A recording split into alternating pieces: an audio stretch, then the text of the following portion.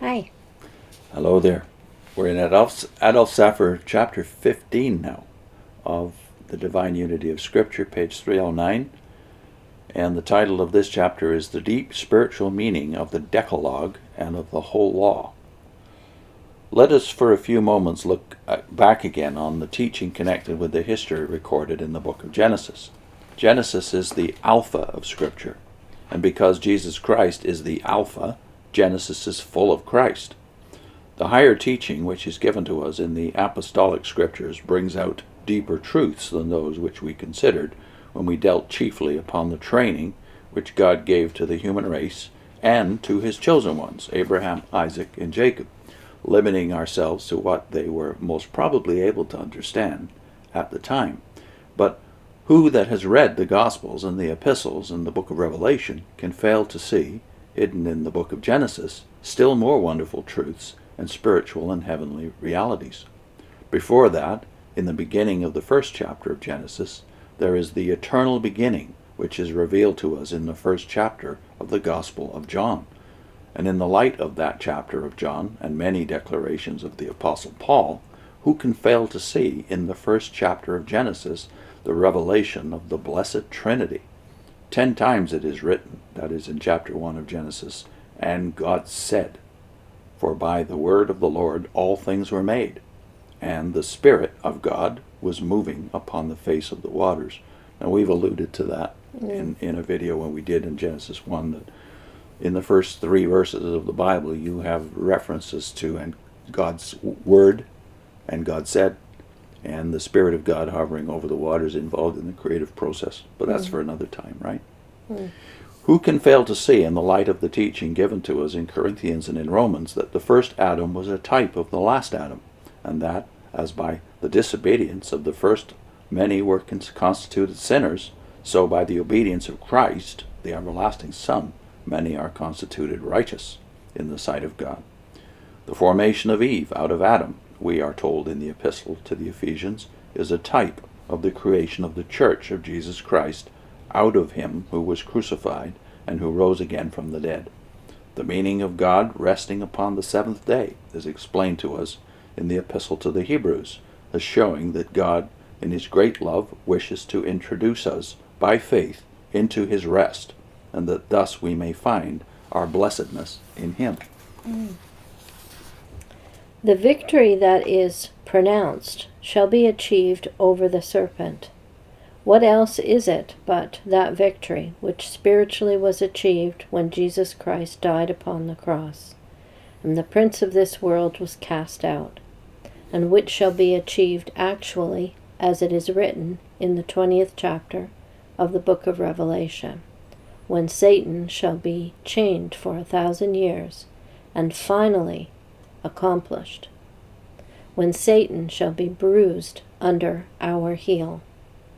In the light of the New Testament also, we can understand how Abel, Noah, and Enoch unitedly show forth that Jesus, the Good Shepherd, the Righteous One, must die, that Jesus was the deliverer of the household of faith from the floods of God's judgment, and that Jesus, like Enoch, ascended up on high, having this testimony, that he went unto the Father because of righteousness.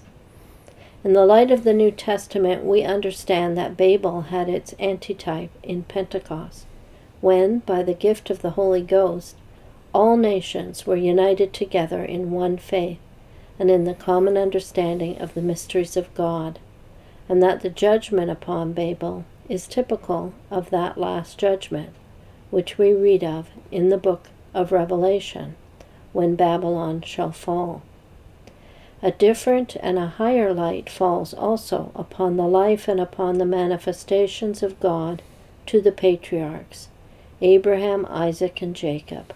And in the final history with which Genesis concludes, Joseph is truly understood in the prophetic light, not as a type of Christ's relation to sinners in general, but a type of Christ's relation to Israel, after he has been blessed, a blessing to the Gentiles, when he rouses the children of Jacob, who, although nominally they have been faithful to the God of their fathers, yet in reality have blood guiltiness upon their conscience, when he reveals himself to them in the greatest tenderness and love. I am Joseph, your brother. We just dealt with this in our Pure Worship playlist, didn't we? That the Watchtower wants to make all of the patriarchs into not types of Christ specifically, but types of the believer, the faithful believer. Whereas the only faithful one that you could possibly attach that word to in the book of in the description of the patriarchal period, anyway, from Genesis 12 to the end of the book, the only one in there that has a faithful record is Joseph. So he is of course not the type of you. He's the type of Christ. The rest of us, unfortunately, are typed by Jacob. We stumble many times, right? Yeah. But however, these deep mysteries may to a certain extent have been known unto the people of that age. One thing, as we have seen already, we must clearly understand. They did know that God revealed himself to them. God showed himself as a God of mercy. God gave to them the promise of a deliverer from death and the consequences of sin.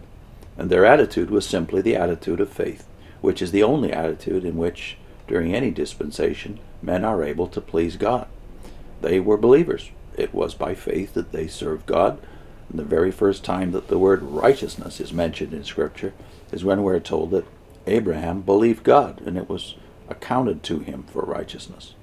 And the very first time that the word priest is mentioned in Scripture is in connection with Melchizedek, who had in himself the right of priesthood, and who is a type of that priest, who is now seated upon the throne of glory and brings blessings under the covenant unto his people. Now when in the book of Exodus the history, which has been interrupted for 400 years, begins again, we see the children of Abraham, Isaac, and Jacob in sore captivity and bondage. For the great truth had to be typified that the people whom God has elected are a people who are in great misery and who must be redeemed. In Egypt, Israel, according to the providence of God, was brought into contact with the highest civilized nation of the world, and yet at the same time was kept separate on account of the antipathy which the Egyptians had to shepherds. And although the idolatry of Egypt, to a certain extent, contaminated Israel, yet on the whole Israel kept faithful to the remembrance of the God of Abraham, Isaac, and Jacob. So it was by faith that the parents of Moses watched over the infant that was entrusted to their care. In God they believed, and in the promises which were made to the fathers, and they had not forgotten that Joseph by faith had given commandment concerning his bones, that these were not to always be to remain in Egypt, but that surely God would bring Israel back into the land which he had given them, and that then they were to bury him in that land. That was dear to the heart of faith. As they had this faith in God, the Creator, in the only God who had chosen their fathers, and whose covenant was an unconditional covenant, so it was necessary that these truths should be still more firmly impressed upon their mind, before the great dealings of God with Israel commenced, and they beheld God in his supremacy, in the miracles to be wrought upon the Egyptians, which proved to them that God was above all the powers of nature. And the connection between sin and death was made manifest to them, how God redeemed them out of Egypt simply on account of his sovereign mercy, and not owing to any superior merit which they possessed, by that wonderful type of the Paschal Lamb and of the blood which was sprinkled against the doorpost, showing that they also were under sin and under the curse, and under the condemnation of death. but that God in his great mercy had provided a substitute, by the shedding of whose blood it was possible for him to carry out his counsels with mercy and compassion. I think that's a very good point. Them being also under curse, they're not better than the Egyptians. No, they were contaminated by the Egyptians. We'll get to that at the end. That night in Egypt, when by faith they slew the paschal lamb and sprinkled the blood and ate of the lamb, having their loins girded in repentance, in humility, in trustfulness towards God, in thankfulness, in entire dependence upon his power and his grace, was memorable throughout the whole history of Israel. They're still keeping it to this day. It was the beginning of their history. Afterwards, in the book of Kings, when Solomon built the temple, we are told that it was so many hundred years, actually 480 years, after God brought Israel out of Egypt. This was the beginning of their chronology. It was the first month of the year to them, the beginning of every year. So they had two calendars. They had the sacred calendar, beginning with the Passover. Then they had the secular calendar, you might call it, beginning in the fall, after the harvest. The whole national existence is rooted in that exodus from Egypt, a marvelous fact which will find its full illustration when, according to the Gospel of John, Israel, in the latter days, shall look upon him whom they have pierced. Actually, some of the texts of that passage in Zechariah say, "Look on me, whom they have pierced," Jehovah speaking. They'll look upon that paschal lamb of which not a bone was to be broken, Alpha of Israel's history, Omega of Israel's history. All the prophets allude to this, that God brought them out of Egypt. And you remember who it was that said, "With desire I have desired to eat this Passover with you." Not until the greater event shall happen, the still more wonderful manifestation of the power and grace of Jehovah, when he shall make Israel again his manifest and glorified people, shall that night be forgotten, or the remembrance of that great exodus be eclipsed. And not merely the exodus, but also the deliverance out of the Red Sea was entirely by the power of God, for this also was to be made secure unto Israel. Not merely did God alone redeem them out of Egypt, but it was God only who was their sanctification, and who separated them from Egypt, and from the power of Egypt. Oh, how clearly did they understand this, as we can see from the Song of Moses and of the people of Israel. I think he's talking about the song when they came across the Red Sea. God only is holy. God only has redeemed his people. He has redeemed them to bring them near to himself, into his sanctuary, where they may be in communion with him, where he shall reign forever and forever. I think that's completely lost to us when we were witnesses. God doesn't desire just to rescue people from disaster. He wants to bring them close to himself, communion with him. And of course our theology denies that, that we'll ever have any visible king.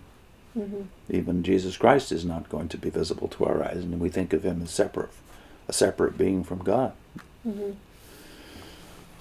I wanted to put in a link to the Proclaimers studies, the playlist. The 7th one in the Proclaimers playlist is about how Israel worshipped Egyptian gods. At the time Yahweh saved them, they were worshipping Egyptian gods, Ezekiel says. And that's glossed over completely in the Proclaimers book. In their rush to get to the Exodus, they miss over the very relevant fact that Israel was not faithful to God while they were in Egypt.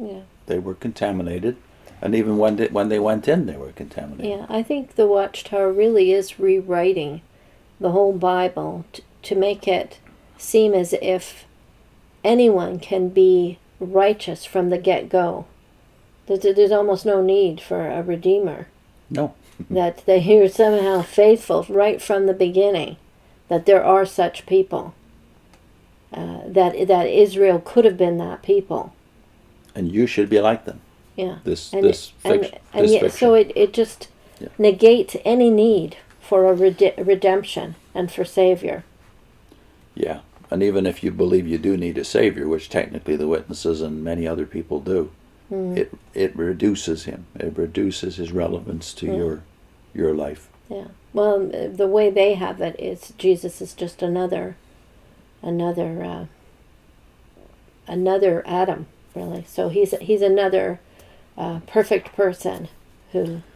So it kind of diminishes him from the biblical view of him coming from heaven to redeem us. He is just the perfect faithful witness of Jehovah, but there are many other faithful witnesses of Jehovah throughout the ages. It's just a preferred narrative. Mm-hmm. See you next time. Yeah.